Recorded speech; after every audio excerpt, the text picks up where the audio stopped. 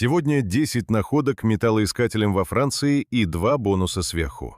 От скромных слитков на стройке до клада весом 120 килограммов серебра. Но смотри, в чем дело.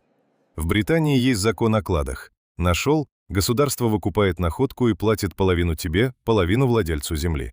Мы про эту систему уже рассказывали в других видео. Во Франции работает иначе. Здесь закон смотрит не на то, что ты нашел, он смотрит, как ты это нашел.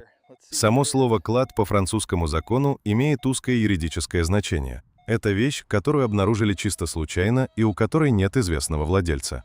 Если ты пришел на поле с конкретной целью найти что-то старинное и ценное, формально твоя находка уже не подходит под это определение, даже если внешне выглядит точно так же, как клад, найденный случайно. Получается странный парадокс. Одна и та же горсть золотых монет может по закону быть либо законной находкой, либо предметом уголовного дела. И зависит это не от того, что лежит в земле, а от того, что было в голове человека до того, как он включил прибор. И если выяснится, что ты искал специально, с прибором в руках, найденное золото может стать твоим персональным кошмаром. В конце история человека, который сделал все по закону. Сдал находку государству, дождался суда и умер, не получив ни одного евро. А еще после нее 2 бонуса. Первый – про слитки, которые нашли вообще без всякого детектора, прямо на стройке посреди города. Второй – про золото, которое французы закопали не у себя дома, а через пролив, спасаясь от Юлия Цезаря. Расскажем, почему даже оно подчиняется похожим правилам, хоть и было найдено формально не во Франции. Поехали. Лето. Окрестности Лиона. Детекторист с позывным серийный Ноксер выходит на привычное поле с детектором Minelab Equinox. Сигнал, лопата, еще сигнал. Земля начинает отдавать монеты, 12 золотых, 2 серебряные. Не разбросанные, а будто сложенные вместе, одним кошельком, который кто-то спрятал и не вернулся забрать. Возраст монет – 14 век. И вот тут начинается по-настоящему интересная часть. Это первые франки, отчеканенные во французской истории. Не современная валюта в привычном смысле, а самая первая партия монет с этим названием. Их выпустили 5 декабря 1360 года в Компьене, чтобы собрать выкуп за короля Жана II по прозвищу Добрый, которого англичане держали в плену после битвы при Пуатье. То есть эти 12 монет – кусочек той самой суммы, которую французы наскребали по всей стране, чтобы вытащить своего короля из английской тюрьмы. Находку задекларировали правильно. Эксперты оценивают подобный комплект в десятки тысяч евро, но истинная ценность тут не в цифре. 600 с лишним лет монеты ждали под землей, пока кто-то с прибором в руках случайно не наткнется на выкуп за короля. Юг Франции, городок Сесак.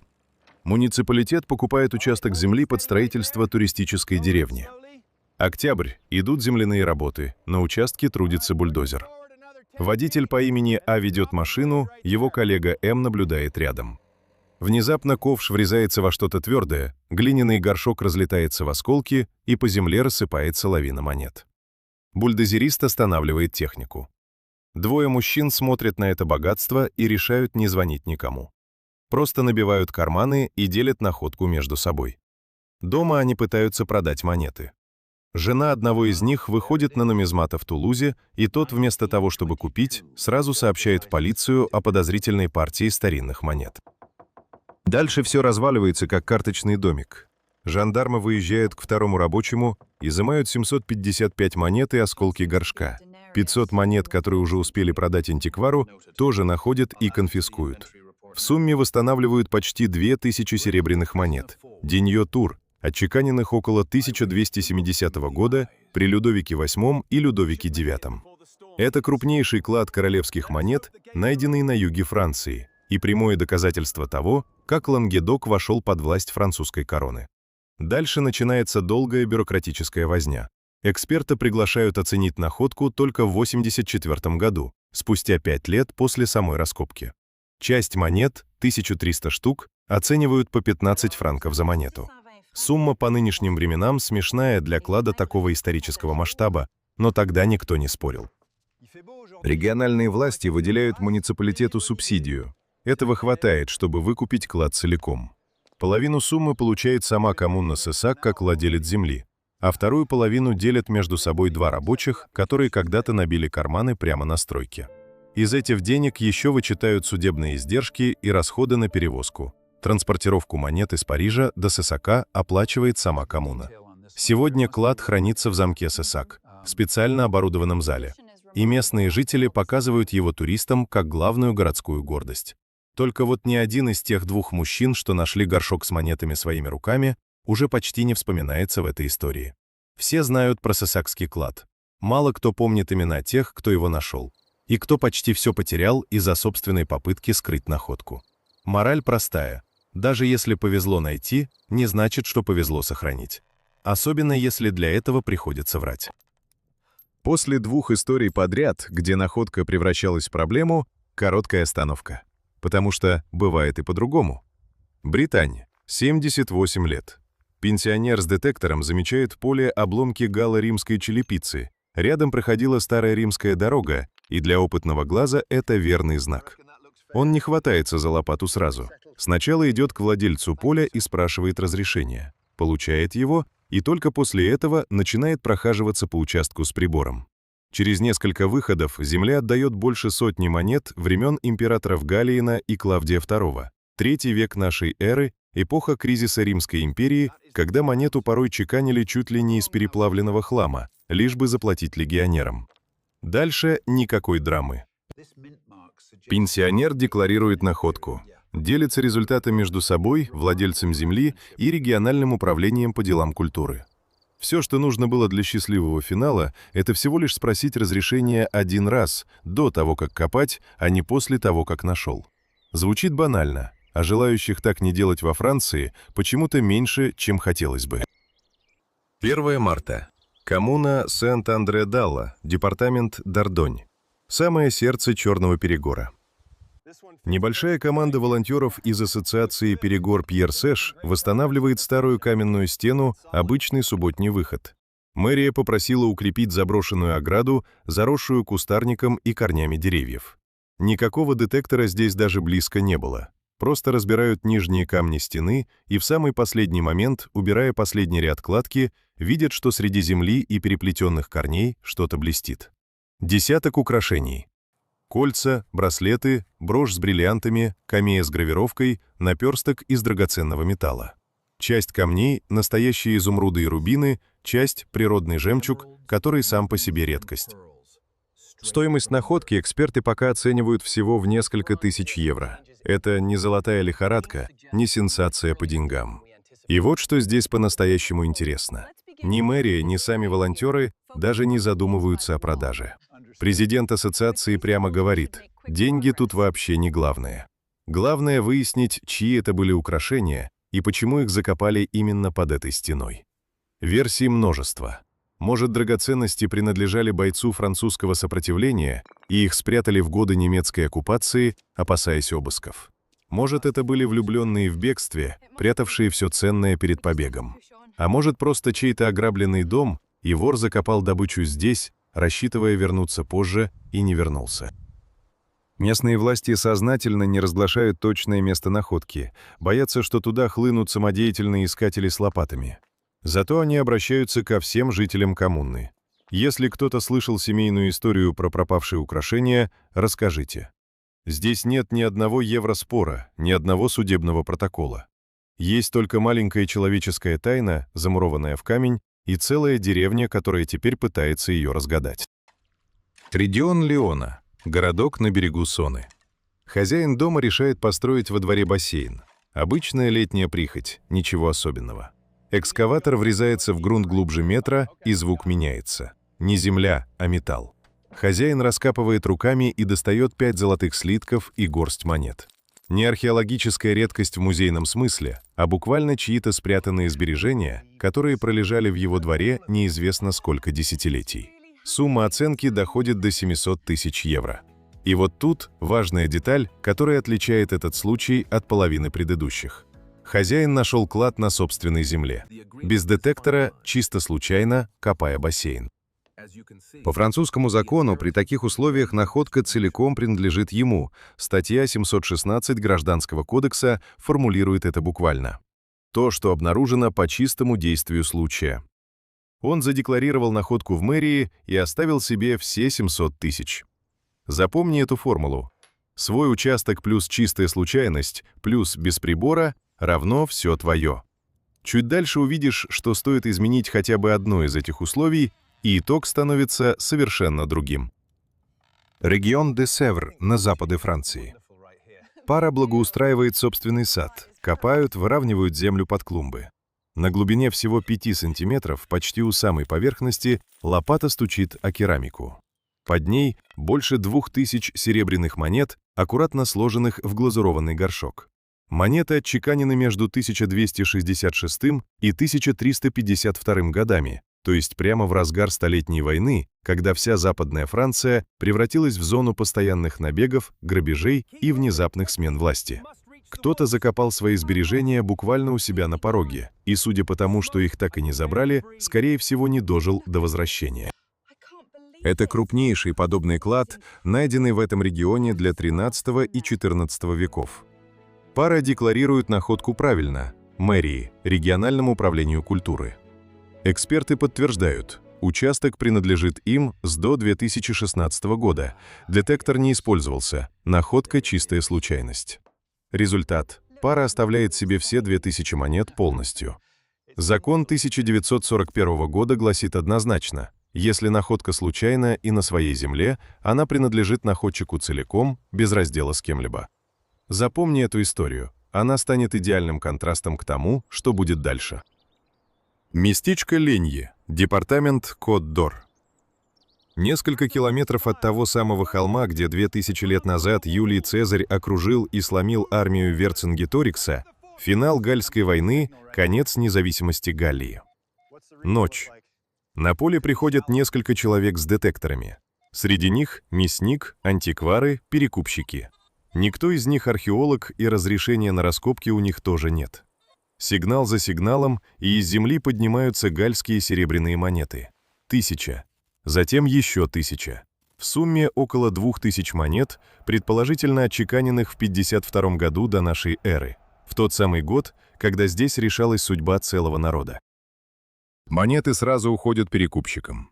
Казалось бы, операция чистая, но дело раскрывает не полиция, а соцсети. Региональное управление культуры замечает переписку в Фейсбуке. Люди ищут покупателей на партию древних монет с явным галльским происхождением. Дальше включается следствие, и через год 6 человек задерживают сразу в нескольких департаментах. В суде звучит цифра – до 7 лет тюрьмы и 100 000 евро штрафа. Сами монеты конфискуют и хранят под печатью, а их научная ценность, по словам музейного консерватора, огромна именно потому, что все они отчеканены в одну и ту же эпоху. Это не просто кучка серебра, а цельный документ конца галльской цивилизации. Запомни главное правило, которое здесь сработало против них. Цель поиска убивает право на находку. Пришел специально с прибором искать монеты возле древнего поля битвы, для французского закона это не находка. Это незаконные раскопки. Юго-запад Франции, департамент Жер, городок Эос. 18 октября, пятница, вечер, почти 6 часов. Здесь идут официальные спасательные раскопки перед строительством нового здания. Обычная процедура, которую заказывают, когда стройка касается старого культурного слоя. Под этим городком когда-то стоял римский Элюза, столица провинции Новемпопулания. Целый день команда археологов фиксирует находки, чертит планы, фотографирует. К вечеру все уже почти закончено. Доброволец по имени Андре Ди Лафе делает последний удар мастерком по комку земли и кричит руководителю экспедиции: «Даниэль, угадай, что у меня в руке». В руке кожаный мешок, насквозь сгнивший от времени, а внутри спрессованный ком серебряных монет. Дальше начинается работа, которая займет месяцы. Из земли поднимают 4 кожаных мешка. Внутри 28 000 монет серебром. Если быть точным, 28 003 штуки. Общим весом 120 килограммов, плюс партия бронзовых и 6 золотых монет. Но это даже не главное. Рядом с монетами находят настоящую коллекцию ювелирных украшений. 6 ожерелий с драгоценными камнями и природным жемчугом, золотое кольцо филактерий, 3 золотых браслета, перстни, серьги, резные камеи, серебряные ложки с выгравированным именем Лебон. Вероятно, имя владельца этого богатства.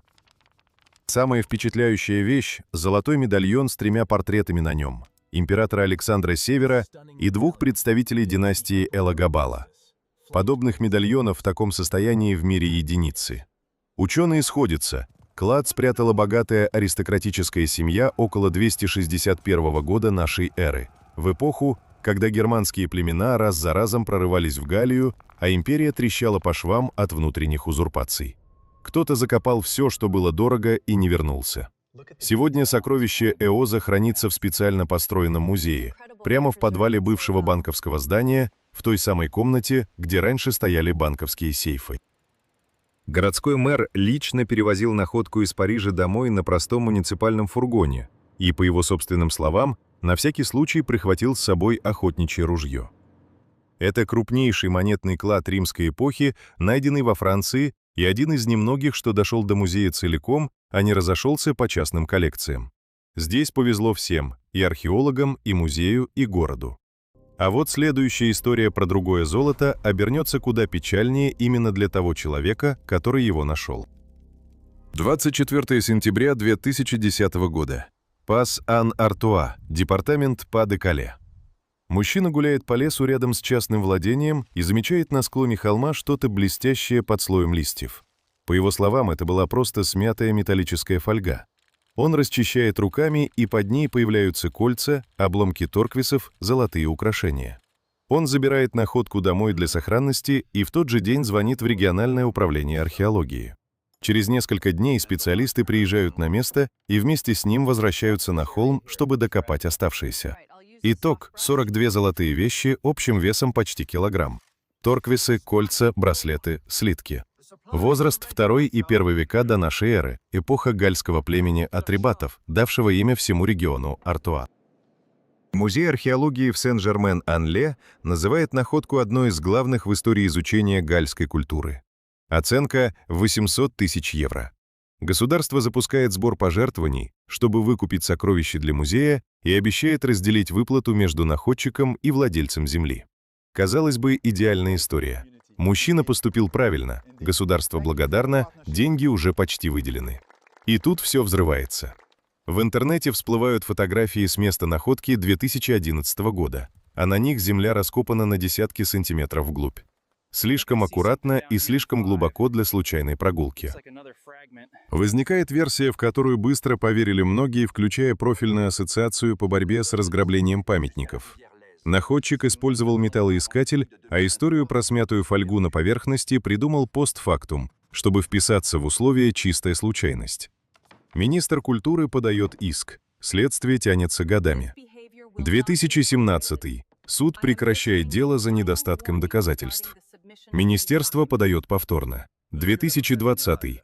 Новое прекращение дела, на этот раз окончательное.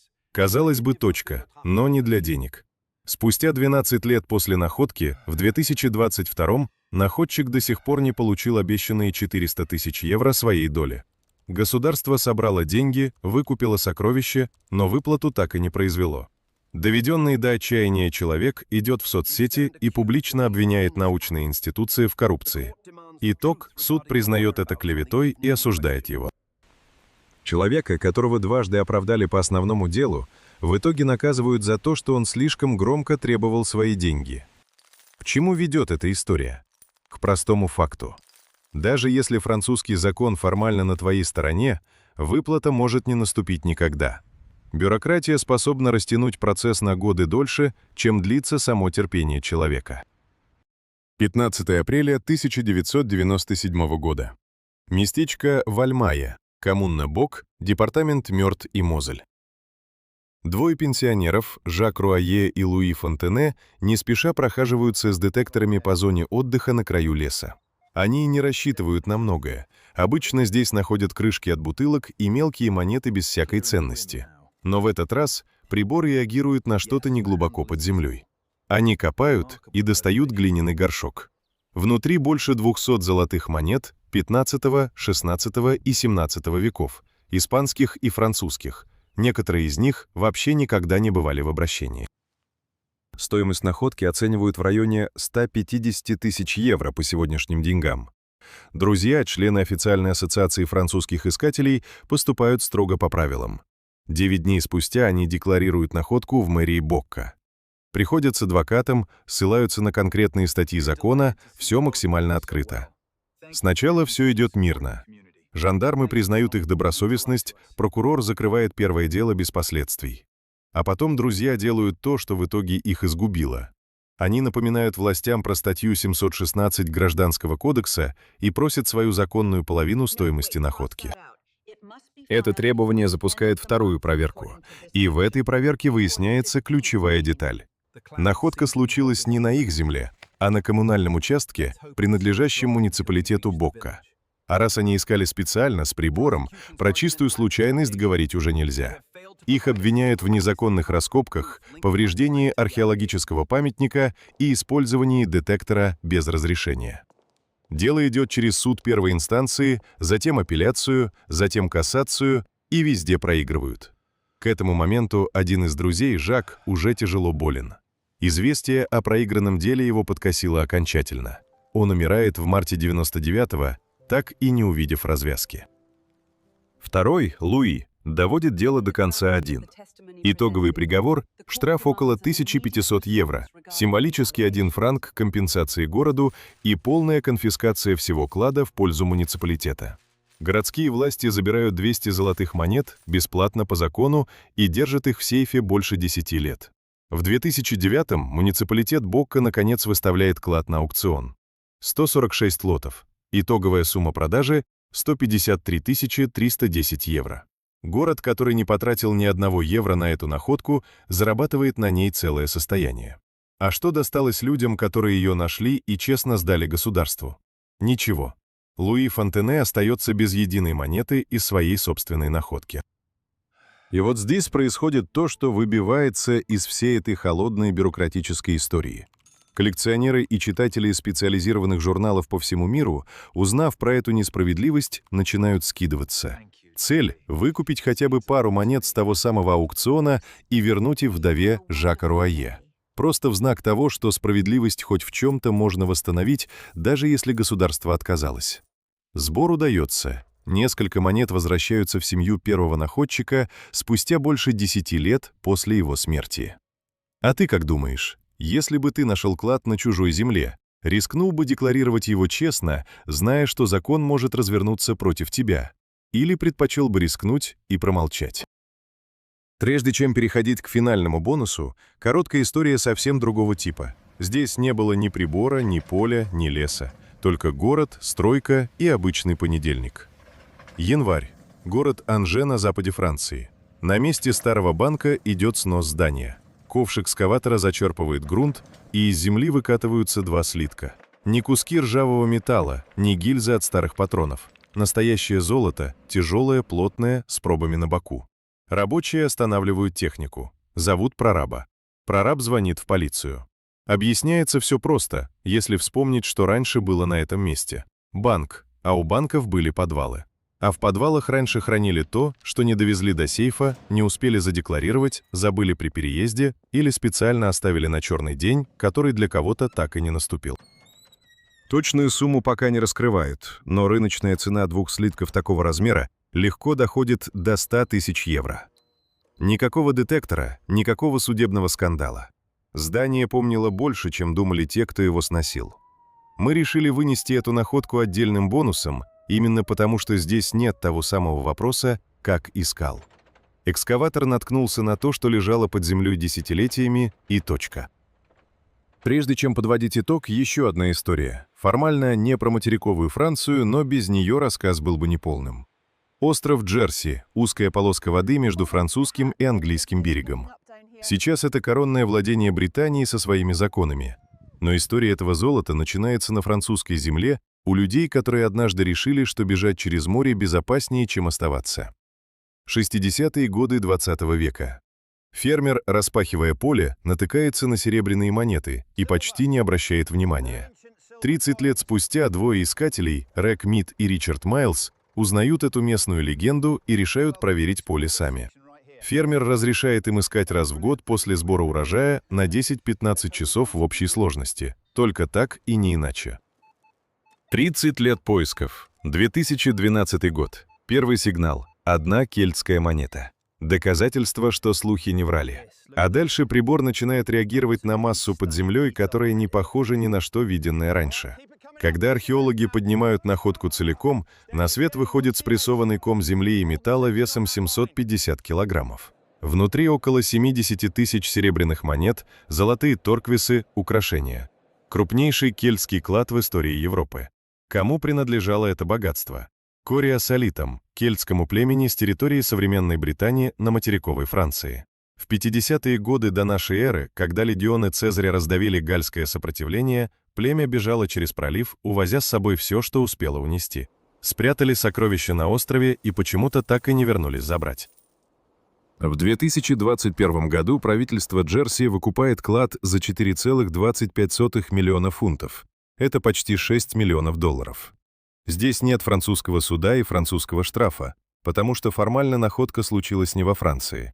Но истоки клада, причина, по которой золото оказалось закопано именно здесь, это чистая французская история про людей, бежавших от римского завоевания так далеко, как только получилось унести сбережения целого племени. 10 находок, и почти за каждой стоит один и тот же вопрос.